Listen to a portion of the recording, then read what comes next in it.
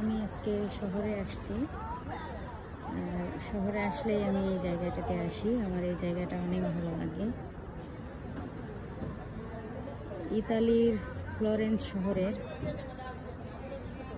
সুন্দর 10টি জায়গার মধ্যে এটি একটা।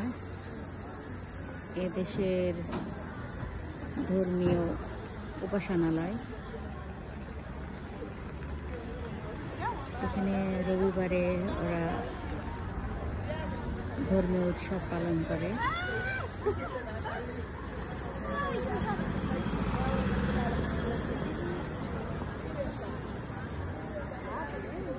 এরকম আরো অনেক সুন্দর সুন্দর জায়গা আছে।